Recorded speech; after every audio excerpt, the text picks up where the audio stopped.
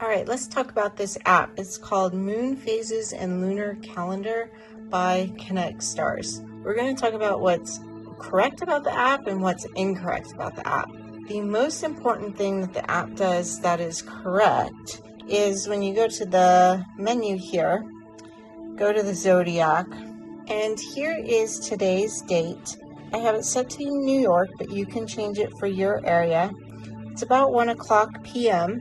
So you can see here that it gives you three options: tropical, sidereal, and astronomical. What you want is tropical.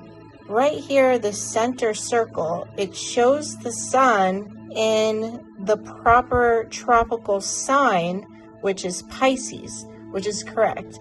I have vetted the tropical system here, the sidereal system here, and it is correct. And then it shows the moon in the tropical position of Virgo.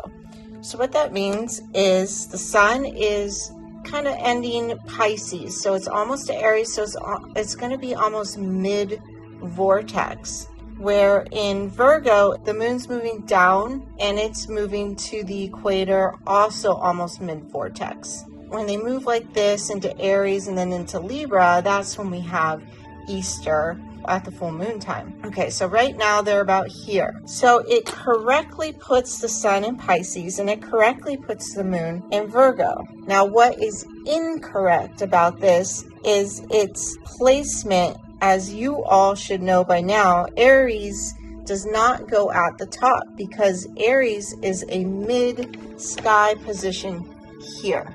So this sky wheel correctly shows you the height in the sky if you were to go out at noon and look at it.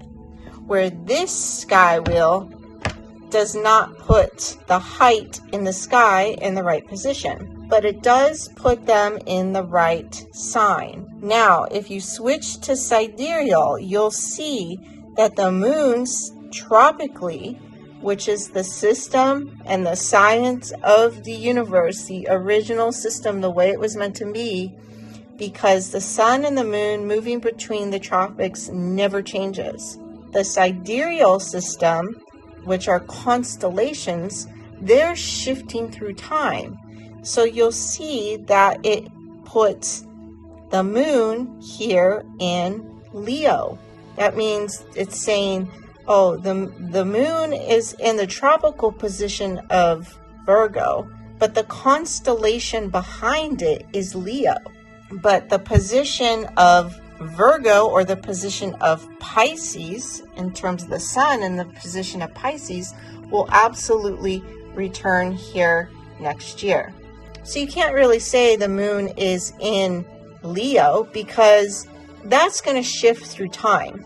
Astronomical, this puts Ophiuchus here between Scorpio and Sagittarius, which it doesn't exist there in real life. It's way up above it, has one tiny star in between it, but there is not enough space for either the sun to move 30 days through or the moon to move 3 days through.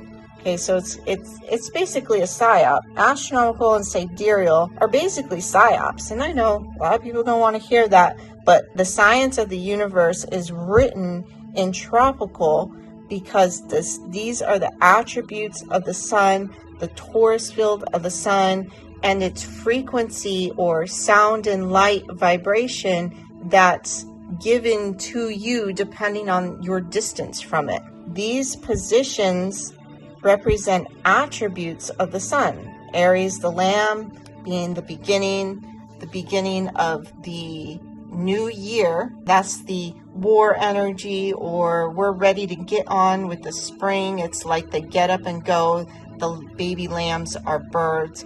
And so each position has a specific attribute given at that time of the year, what the sun brings you at that time of the year. On my calendar teaches you how to see these positions in the sky so you can go out and see exactly what the sun in the second degree of Aries would look like.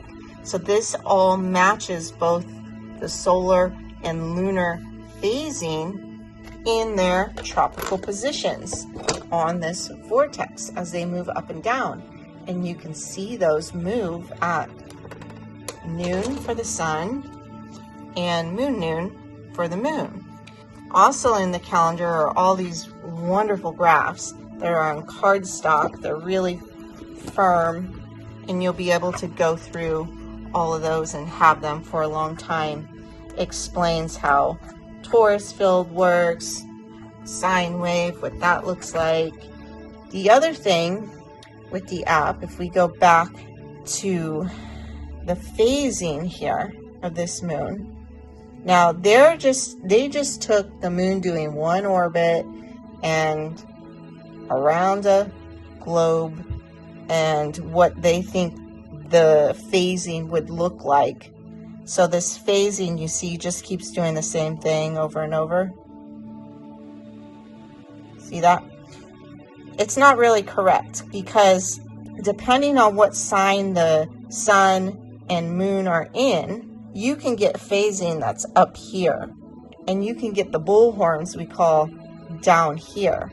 So when the bullhorns are down here, that's when the moon is in Taurus and the sun is in Aries. So the first crescent here, you'll have bullhorns like this because the sun is below it. It can happen a couple other places on the sky wheel, but you can have the reverse happen where the phasing is really high, but it'll be more up here because the moon will be below and the sun will be above. So that first crescent will be higher like this. And I do a little bit of that phasing throughout the calendar. So this would be the time frame for everyone that is about an hour before the moon sets for that first crescent. Please go watch my Ophiuchus video to see what Ophiuchus's role as the rod or staff and snake. Ophiuchus being 13, which it is not a 13th sign, but the language has a role as the staff, the snake, the pole, the sine wave, the sun and moon's movement around the pole.